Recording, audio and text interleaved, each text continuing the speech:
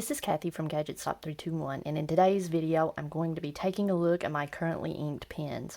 I'll be doing a writing sample with each on 52 GSM Tomoe River paper. This is the note paper that is in the back of an old Hobonichi Weeks. It has the kind of ivory colored off-white paper, but it works well for writing samples.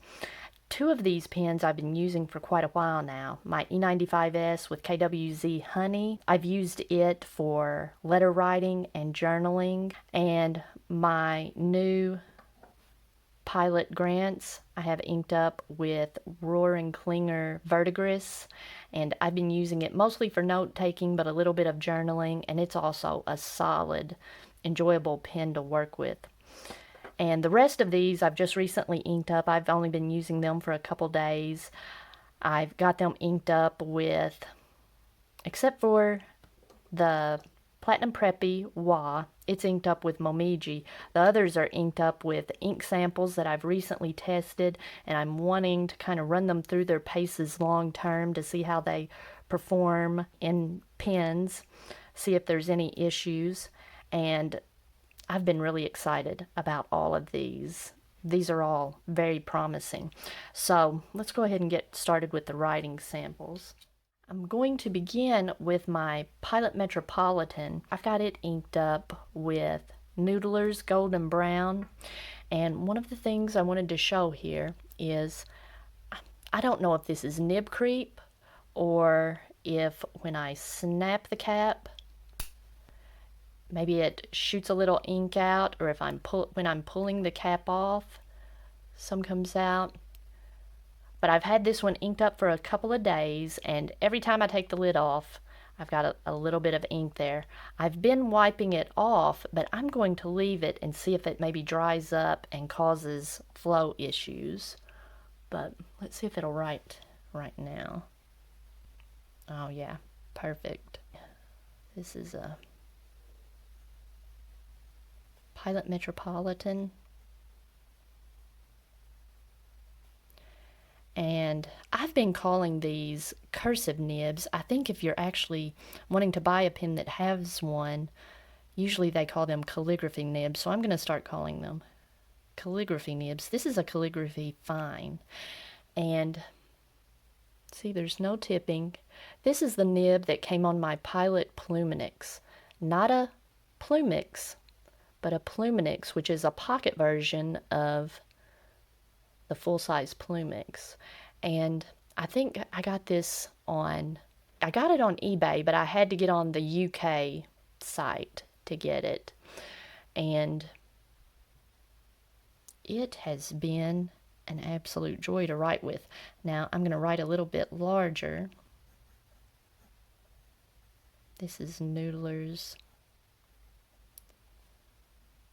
Golden Brown.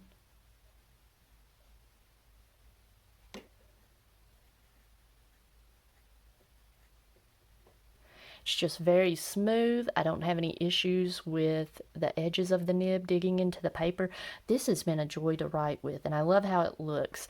And I wrote with it first because the only issue I have with this ink, other than the possible nib creep, is it has a very long dry time. So I'm going to write with it first and see if it's dry by the time I finish with the rest of these writing samples. Next, I've got a Pilot 78G with a medium nib, and this is the G+. It's the more current version. The only difference I've been able to tell is the colors that are available, and on the nib, the newer ones are laser engraved rather than being stamped. But they do write the same. Let's see, and I've got this one inked up with, look how wet that is. This is Noodler's Navy, but it's a Pilot 78G Plus with a medium nib.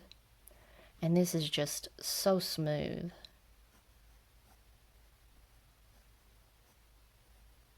And I love this shade of blue. I haven't had too many issues with dry time on this ink, but it is writing so wet in this nib. We may have some dry time issues, especially on this Tomoe River paper. Next, I've got my E95S, and I've got it inked up with KWZ Honey.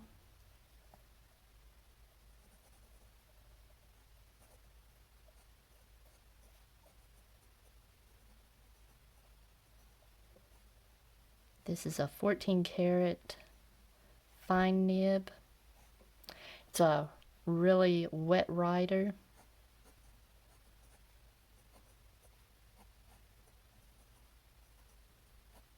I've been using this for letter writing and I just love it.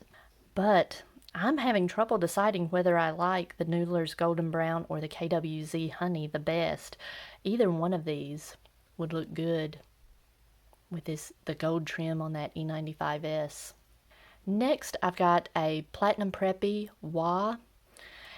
These only come with a fine nib, but I exchanged the fine nib with a medium nib from another Preppy I have, but I have ground this one into a stub nib. See how flat the top and bottom are?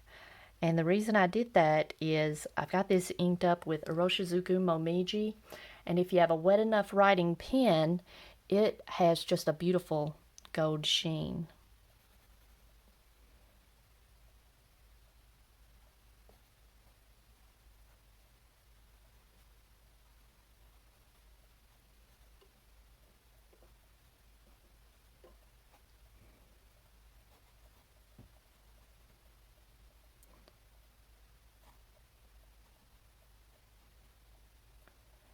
And I'm going to have to reverse right here.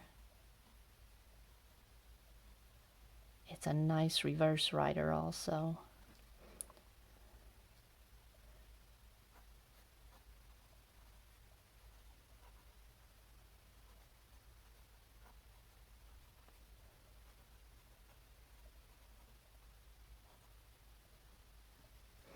And it does put down a nice amount of ink. When this dries, we'll see if we can see any of that sheen. This makes me excited about the Platinum Preppy again. I'm not crazy about the type of nibs that come on these. They just, aesthetically, they don't excite me, but when you're writing with it, I just love the way they write. And especially now that I've got this stub nib that I've made on this one, I'm really excited about writing some letters with it. Next, I've got a kit pen. It's a wooden kit pen that my sister got me pretty early on in my fountain pen hobby. She got this at a gift shop at the Hermitage when she lived in Nashville, and this has always been my fall pen. The color of this wood just looks good with fall colors like burnt oranges and browns and dark greens. And there's not a name for this pen. It was just labeled, it had a little tag on it. I think it said cherry wood, so I just call this my cherry wood pen. And it came with a nice number 6 nib on it. And when I learned that you can exchange number 6 nibs, I started putting my Nemesign on here. Now, I've been on the hunt for a nice pen that will take my Nemesign 0.6 stub nib and the feed be able to conduct just the right amount of ink through it. And I put the Nemesign stub on this one. I've got it inked up with Herbin Vert Gris, and it writes beautifully. But I was reminded why I stopped using the 0.6 stub on this one. It's not a very tight fit. Let me see if I can see how the nib wiggles around, and I can feel that as I'm writing. But I've been searching for so long for a pen that will write nicely with this nib, and I haven't been able to find one. I just can't find a pen with a feed that conducts the right amount of ink other than this one. So I am willing to put up with the wiggly nib to write with this pen and nib combination.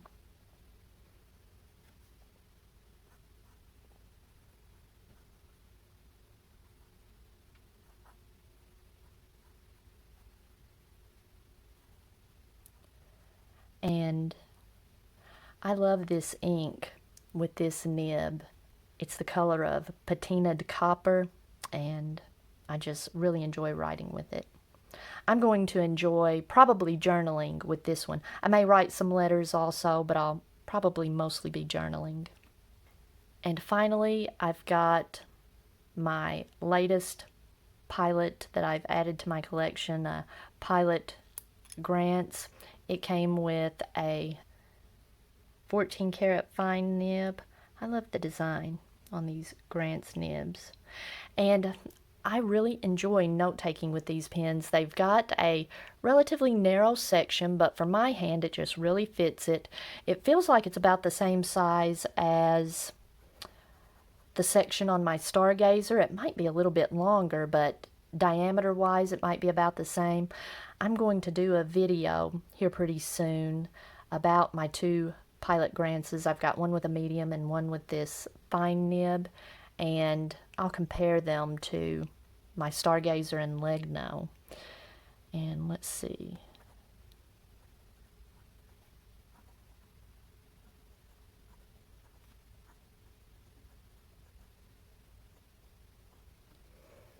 I enjoy using this pen and nib for note-taking. In fact, I love Pilot fine nibs for note-taking. And I've got this one inked up with Rohr and Klinger Verdigris.